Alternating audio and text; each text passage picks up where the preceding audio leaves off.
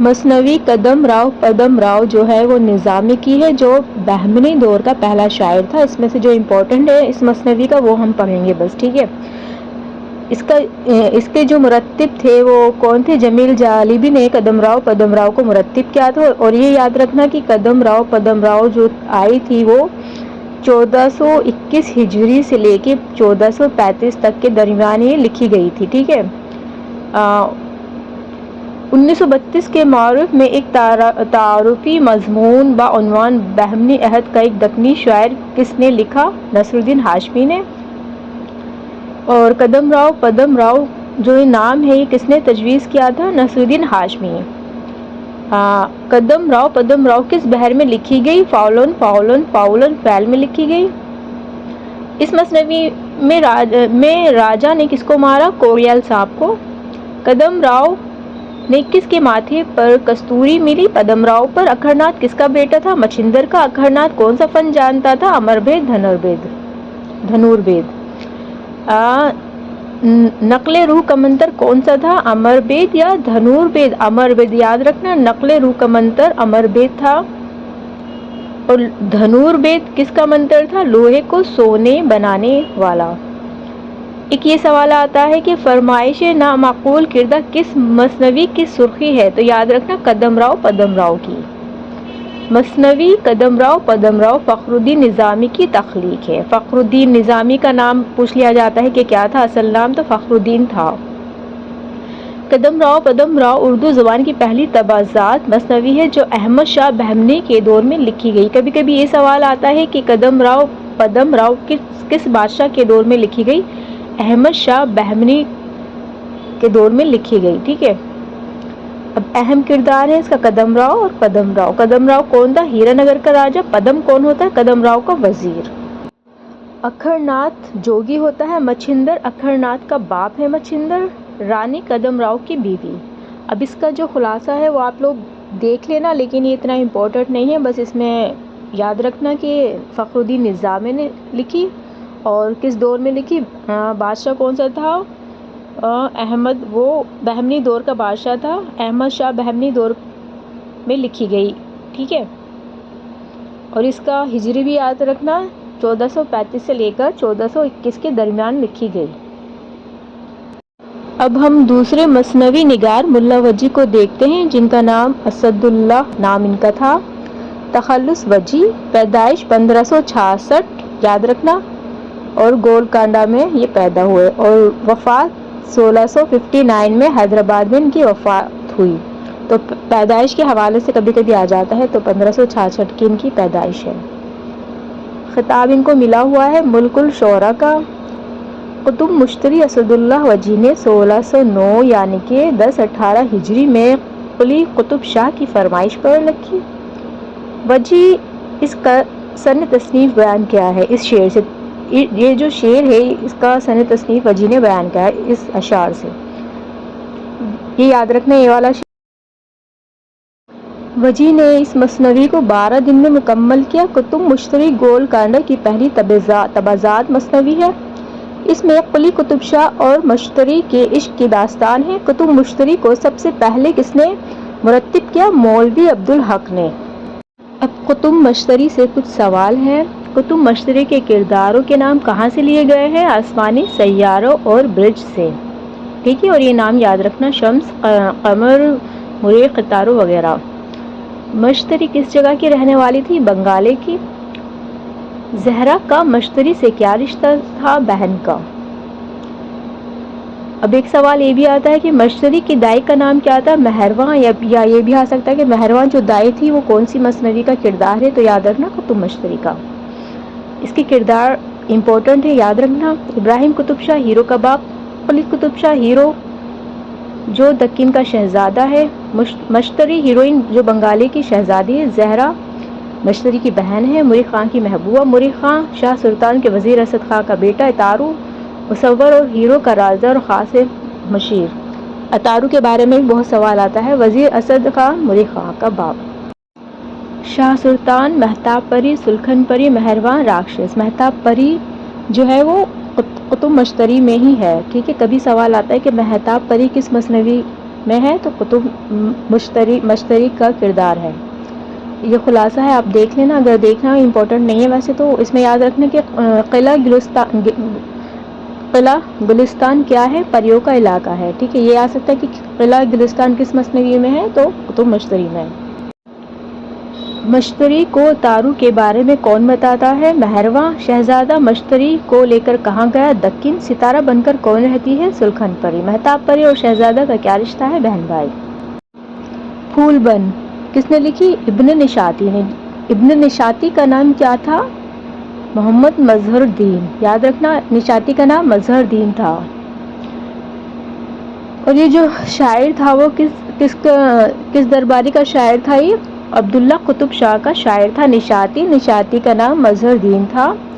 پھول بن کا سنِ تصنیف 1655 ہے. اس کو عبد القادر سروری نے مرتب کیا.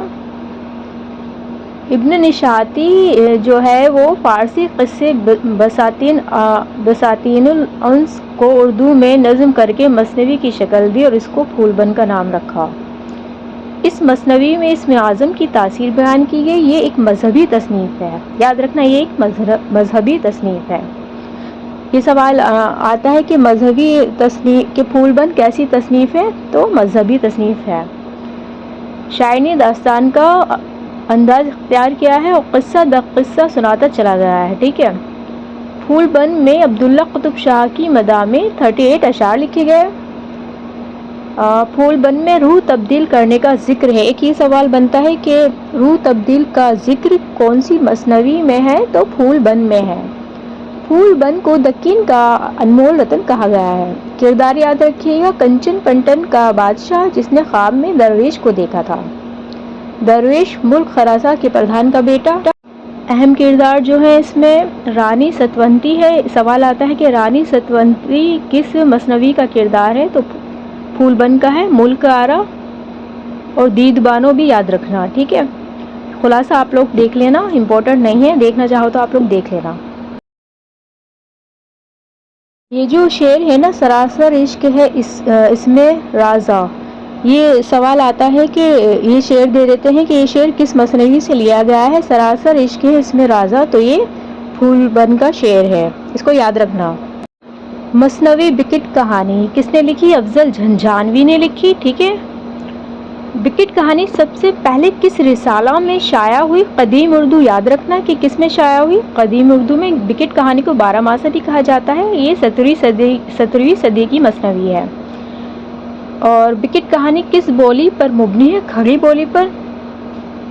بکٹ کہانی کی اشاعت کا صحرا کس کے سر ہے؟ مسعود حسن خان. بکٹ کہانی کی تدوین و تحقیق کرتے وقت مسعود حسن خان کا ساتھ کس نے دیا؟ نور الحسن ہاشمی. یہ سوال بھی آتا ہے اس سے کہ جو دو لوگوں نے جس مثنوی کو مرتب دیا وہ کون سی مثنوی ہے؟ تو بکٹ کہانی ہے. ٹھیک ہے. دو لوگ کون ہو گئے؟ مسعود حسن خان اور نور الحسن ہاشمی. اب افضل کا ذکر سب سے پہلے کس تذکرہ نگار نے کیا؟ قیام الدین قیام نے کیا. بکٹ کہانی نام کس تذکرہ نگار نے رکھا؟ میر حسن نے. ٹھیک ہے. شمالی ہند میں بکٹ کہانی اردو شاعری کا پہلا مستعین نمونہ ہے جو پہلی بار قدیم اردو میں شائع ہوئی، جس کے مدیر پروفیسر مسعود حسین خان تھے. افضل کی بکٹ کہانی 12 ماسہ کی شکل میں لکھی گئی. اب بکٹ کہانی کو ذرا دیکھ لیجیے. ٹھیک ہے. ایک بار بس نظر ڈال لیجیے، اتنا امپورٹنٹ نہیں ہے یہ. سحر البیان کس نے لکھی؟ میر حسن کی مثنوی ہے سحر البیان. یہ بہت امپورٹنٹ مثنوی ہے، اس کو ایک بار دیکھ لینا. ان کا نام غلام حسن تھا. کبھی کبھی آتا ہے کہ میر حسن کا نام کیا تھا؟ غلام حسن تھا. اور ان کی پیدائش کے بارے میں پوچھتے ہیں. یہ دہلی میں پیدا ہوئے 1737 میں. لکھنؤ میں ان کی وفات ہوئی. ٹھیک ہے. یہ ضیاء الدین کے شاگرد تھے.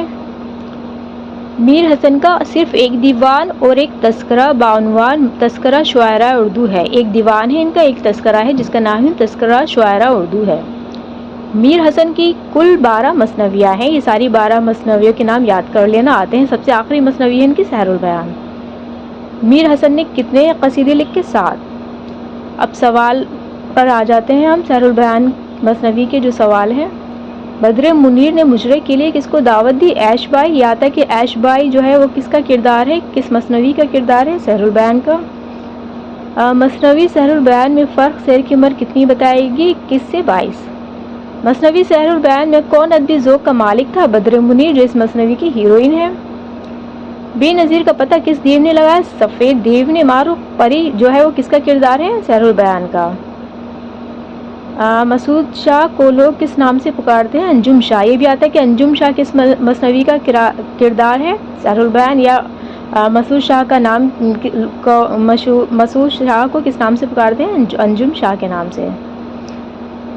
یہ امپورٹنٹ ہے اس میں کہ سحر البیان کو بت خانہ چین کس نے کہا؟ مصفی نے۔ ایک سوال یہ بھی آتا ہے کہ ایسی کون سی مثنوی ہے جس میں عیش و آرام ترک کرنے کی ٹھانی؟ تو وہ سحر البیان ہے۔ بے نظیر کے والد کا نام ملک شاہ۔ میر حسن نے مثنوی سحر البیان کا جادو 1784 مطلب کہ 1199 ہجری میں لکھی۔ یاد رکھنا کس ہجری میں لکھی گئی؟ 1199 ہجری میں۔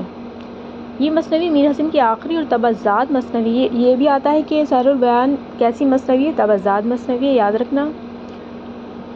اور جو اس میں کچھ شعر ہیں ان کو بھی ایک بار نظر ثانی کر لیجئے گا، آتے ہیں، ٹھیک ہے۔ محمد حسین آزاد نے آب حیات میں سحر البیان کے متعلق لکھا ہے کہ زمانے نے اس کی سحر البیان پر تمام شعراء اور تذکرہ نویسیوں سے معزز شہادت لکھوایا ہے، ٹھیک ہے۔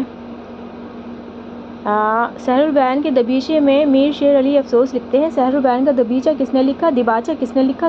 دیباچہ، تو دیباچہ شیر علی افسوس نے لکھا، اور اسم بامسما اس کو بولا گیا ہے، ٹھیک ہے۔ اور اس کا خلاصہ دیکھ لینا، امپورٹنٹ نہیں ہے لیکن ایک نظر دیکھ لینا۔ کرداروں کی بات کرتے ہیں تو بے نظیر مثنوی کا ہیرو ہے اور جو شہزادہ ہے۔ بدر منیر مثنوی کی ہیروئن ہے جو شعر و ادب کا شوق رکھتی ہے، ٹھیک ہے۔ یہ سوال آتا ہے کہ شعر و ادب کا شوق رکھتی ہے وہ کس مثنوی کا کردار ہے؟ اس کا نام کیا ہے؟ بدر منیر۔ ملک شاہ بادشاہ اور بے نظیر کا باپ ہے۔ مسعود شاہ ہیروئن کا باپ، ٹھیک ہے، مطلب کہ بدر منیر کا باپ۔ مسعود شاہ کون سی مثنوی کا کردار ہے؟ سحر البیان۔ نجم النساء وزیر زادی اور بدر منیر کی سہیلی۔ معروف جو ہے یہ ایک پری ہے جو شہزادے پر عاشق ہو جاتی ہے۔ یہ سوال آتا ہے کہ معروف پری کس کا کردار ہے؟ سحر البیان کا۔ یہ ذہنی آزمائش کے لیے کچھ سوال میں نے بنایا ہے، یاد رکھنا۔ بدر منیر نے مجرے کے لیے کس کو دعوت دی؟ عیش بائی کو۔ فرق شعر کی عمر کتنی بتائی گئی؟ 21 سے 20۔ 20 سے 21۔ کون ادبی ذوق کا مالک ہے؟ بدر منیر۔ بے نظیر کا پتہ کس دیو نے لگایا؟ سفید دیو۔ معروف پری کو کس نے بے نظیر کے لیے خط لکھا؟ فیروز شاہ۔ مسعود شاہ کو لوگ کس نام سے پکارتے تھے؟ انجم شاہ۔ نجم النساء کے والد کے پاس فیروز شاہ کا پیغام کون لے جاتا ہے؟ بے نظیر۔ بت خانہ چینی مصفی نے کہا۔ بے نظیر کے والد ملک شاہ، بدر منیر کے والد مسعود شاہ۔ آخری مثنوی ہے ہمارے سلیبس کی جو ہے نیٹ جے آر ایف کے لیے، وہ ہے گلزار نسیم۔ یہ دیا شنکر نسیم نے لکھی۔ ان کا نام تھا پنڈت دیا شنکر کول جو کشمیری برہمن تھے۔ تخلص نسیم لکھنؤ میں پیدا ہوئے اور وفات ان کی 1845 میں ہوئی، ٹھیک ہے۔